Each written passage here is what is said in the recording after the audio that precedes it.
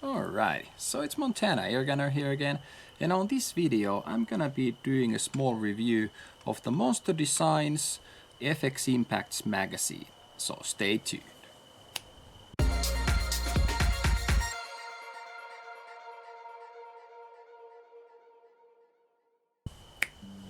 Alrighty, so I'm now at the range and I had my first little trial with the new Monster Designs magazine, which is made for impact, and I think this is where it really started because the owner of the company and the designer who owns Monster Designs really wanted to have a higher capacity magazine for the impacts and not just by one or two little shot count. So he really wanted to step up the game, and he has this design.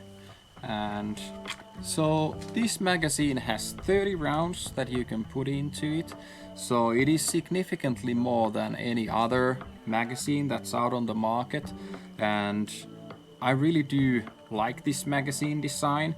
And this is the very early versions of the magazine that's gonna be out there, so it's gonna have a lot more updates and upgrades on it. So what I heard that this central piece will be a little bit larger, so it doesn't have as much wiggle room for the pellets or slugs that this one has.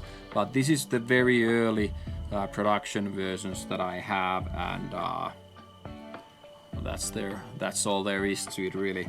But what I have been doing and testing with this magazine is that I have to say that I like it a lot. All the pellets that I've been shooting myself has been working flawlessly with this magazine, and lately I've been testing out the slugs, and I have the FX hybrid slugs now on testing, and with those ones it has been very good. There has not been any issues with feeding or the slugs going slightly like squared into the breech, and this has been very good for that one. But I haven't been testing with other slugs, so just with these hybrids and the 44.7 grainer RMRs.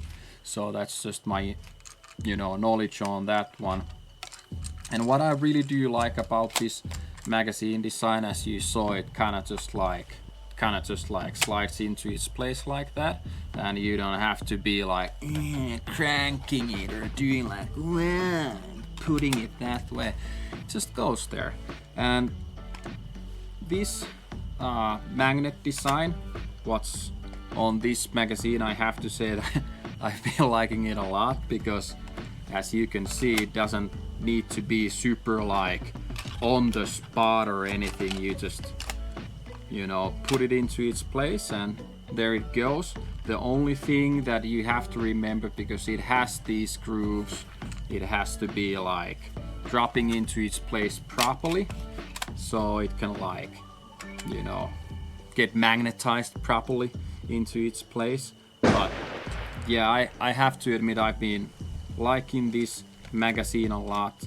I bought it straight from the actual owner of the company, and I've not been sponsored by this making this video or anything. I really do like the magazine design, and because it has 30 rounds and I do shoot 100-yard bench thrust competitions, this is going to be money on the competitions, because usually what you do with one magazine is like you do around 10 siders and then you start ripping the card from top, from bottom to top or sideways. And what I've really noticed is that the magazine capacity doesn't let you shoot in a constant motion, when you're having the groove and when you're having that little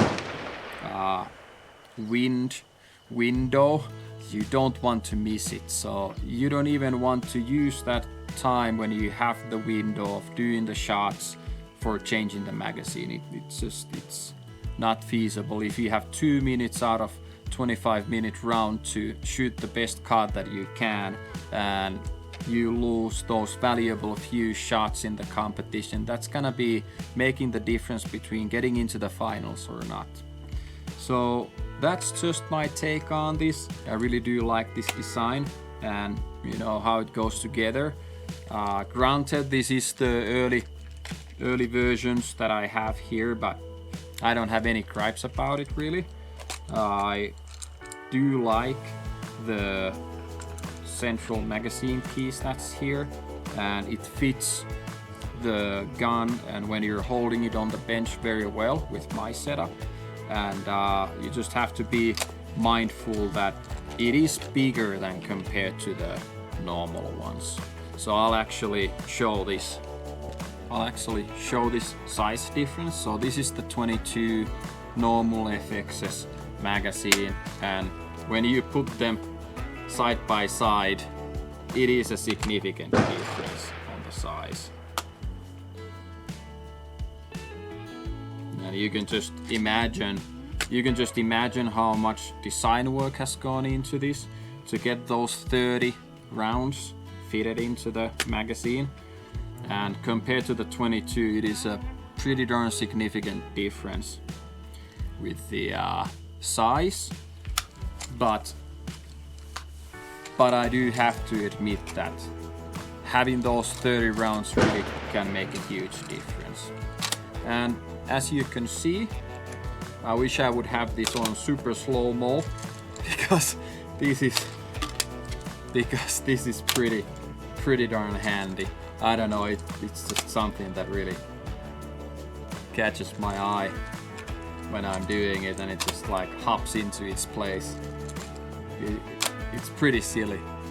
It's pretty silly, but it's pretty nice, I have to admit. So you can just imagine going out to the wilderness to do some gopher hunting or stuff like that, and you're fumbling around with your ammo, and you know you're having a couple of in your hand, and you're putting it there, and you have this maybe in your lap, and you just need to go back and off you go and put it into the PCP, and you're ready to go again. So what I would have to say from this magazine and its design, of course this is not anodized, it's not coated, because these are the early versions, and to my understanding you can have these anodized in the future. I just have the latest design of the actual lid of the magazine, and so far I've been very happy with it. And there's gonna be upgrades coming into this center piece. It's gonna be a little bit tighter fit, and just making everything more smoother and stuff like that. And I have to say that the spring here, it's very good. I've tested the 44 grain slugs now, and everything is working very smoothly. It's sliding very nicely and changing the slugs into the proper orientation, and it's going into the ports. The height on the base, it's very good, as you can see here with the FX Hybrid. It's not really touching the top. There's still gonna be space for bigger ones, but yeah, I would say this is a pretty good height on the lids design, and how everything fits together. It's just very nice and smoothly done. Alrighty, so there you go. I hope you got some good and valuable information out of this video. And if you have gotten some good and valuable information, please consider subscribing, ringing the notification bells, leaving a like and comment. It really does help out. And as always, thanks for watching my videos. I highly appreciate the time that you're doing it. And I've left a couple of Amazon affiliate links down below. If you click a link, you will support the channel. It's free for you. You just get something, and it gives a small commission that helps out on the channel. And yeah, I hope you're doing well and stay safe under these circumstances, and see you on the next one.